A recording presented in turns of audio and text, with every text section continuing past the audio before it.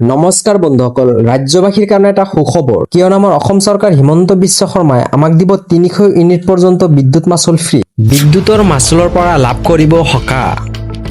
লাভ কৰিব ৩০০ ইউনিট পৰ্যন্ত বিনামূলীয়া বিজুলী।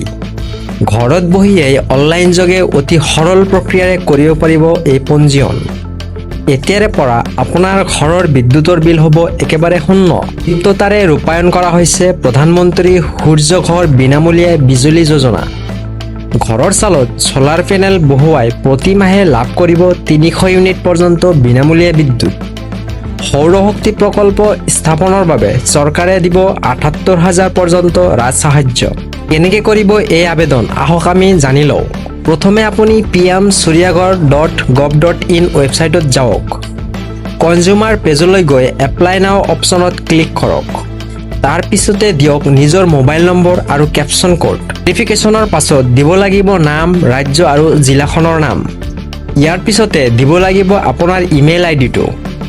মোবাইললৈ অহা OTP সন্নিৱিষ্ট কৰি ক্লিক কৰক ছেভ অপশ্যনত। ইয়াৰ পাছতে ৰাজ সাহায্য লাভৰ বাবে আপুনি সন্নিৱিষ্ট কৰি দিব লাগিব বেংক একাউণ্ট। সকলো তথ্য পাতি অনুমোদন হোৱাৰ পিছতে আপোনাৰ মোবাইললৈ আহিব মেছেজ। বেংক কৰ্তৃপক্ষৰ সৈতে যোগাযোগৰ পিছতে আপোনাৰ একাউণ্টত সোমাব সাহায্যৰ ধন। একেলগে ধন বিনিয়োগ কৰিব নোৱাৰা গ্ৰাহকৰ বাবে চৰকাৰে কৰিছে অতি সুবল বেংক ঋণৰ ব্যৱস্থা। আৰু এটা ডাঙৰ খবৰ, এতিয়াৰে পৰা ৰেচন আনিবলৈ আপোনাৰ দোকানলৈ যোৱাৰ কোনো প্ৰয়োজন নাই। ঘৰতে বহি থাকি লাভ কৰিব পাৰিব ৰেচন। ঘৰতে বহি লাভ কৰিব ৰেচনৰ সামগ্ৰী। চৰকাৰে প্ৰদান কৰিব অন্ন সেৱা দিনৰ বিশেষ উপহাৰ। কোনে কোনে লাভ কৰিব এই উপহাৰ, আহক আমি জানি লওঁ। শাৰীৰিক অসুবিধা থকা লোকসকলৰ বাবে চৰকাৰে কৰিছে এই বিশেষ সুবিধাবোৰ। জ্যেষ্ঠ নাগৰিক আৰু দিব্যাংগসকলে হ'ব উপকৃত। চৰকাৰী আঁচনি এতিয়া ৰাইজৰ দুৱাৰে দুৱাৰে। পূৰ্বৰ দৰে এই খাদ্য সামগ্ৰীসমূহ সম্পূৰ্ণ বিনামূলীয়াকৈ যোগান ধৰা হ'ব। এজনো হিতাধিকাৰী নহ'ব বঞ্চিত ইয়াৰ পৰা। সমাজৰ আটাইতকৈ দৰিদ্ৰ শ্ৰেণীক সহায় কৰাৰ সংকল্প কৰা হৈছে বাস্তৱিকত। খাদ্য সুৰক্ষাৰ লাভ কৰাৰ ক্ষেত্ৰত চৰকাৰে নিশ্চিত কৰিছে এই তথ্য। মুখ্যমন্ত্ৰী হিমন্ত বিশ্ব শৰ্মাই ফেচবুক যোগে প্ৰকাশ কৰে এই তথ্য। আজিৰ আনটো বিশেষ খবৰ, মাত্ৰ কেইঘণ্টামান পিছতে ২৭ লাখ মহিলাই একাউণ্টত সোমাব ধন।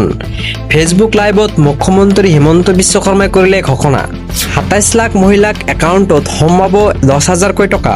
ইয়াৰ পৰা আৰম্ভ হ'ব ধন বিতৰণৰ অভিযান।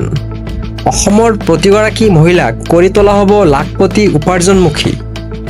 অৰুণোদয়ৰ পিছত মহিলা সবলীকৰণৰ ক্ষেত্ৰত এয়া হ'ব আন এক ডাঙৰ পদক্ষেপ।